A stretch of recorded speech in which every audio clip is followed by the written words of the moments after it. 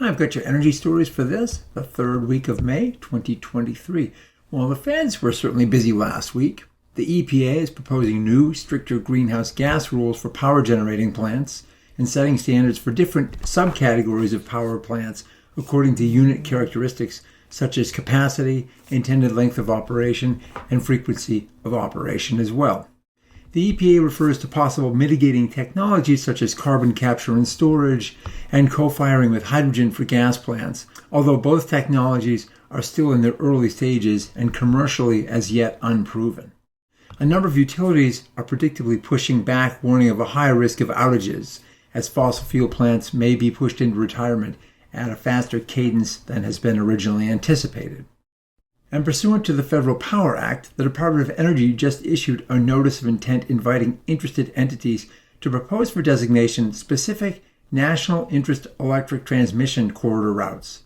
These will be, quote, where one or more potential transmission projects could be located within a geographic area where the department has identified transmission needs and where the department has made other statutory findings, unquote.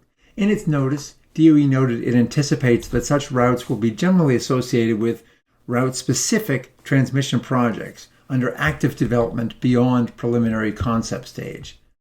This approach follows on a provision in the Bipartisan Infrastructure Act that gives the feds increased power to cite such lines and override state-level objections. We may finally see the green shoots for some much-needed relief in the massive U.S. transmission bottleneck. Some states were active last week as well, with Maryland Governor Wes Moore approving a bill setting a 3,000 megawatt target for energy storage that requires the Maryland Public Service Commission to develop a cost-effective procurement program. And over in Europe, Sweden is advancing plans to build electric roads for EV charging.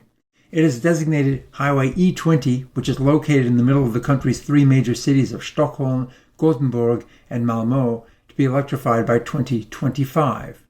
The charging technology for the E20 hasn't been specified, but previous pilot projects have utilized inductive charging with equipment buried under the road, sending electricity via magnetic waves to a coil in the electric vehicle, which then charges the battery. In 2020, Swedish Transport Authority Trafikverket built an inductive wireless electric road for heavy trucks and buses in the island city of Visby. In the new tech space, chemical giant Dow has selected its 4,700-acre Texas Seadrift Operations manufacturing site for its proposed small modular reactor project with X-Energy Reactor Company.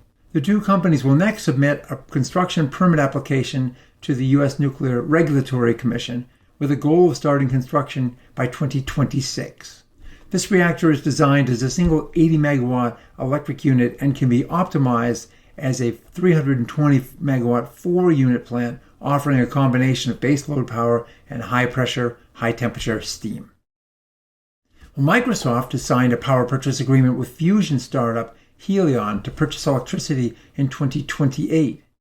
The power purchase agreement anticipates that Helion's fusion tech will be online and delivering a specified 50 megawatts after a 1-year ramp-up period, and Helion's CEO commented that, quote, this is a real PPA, so there's financial penalties if Helion can't deliver power.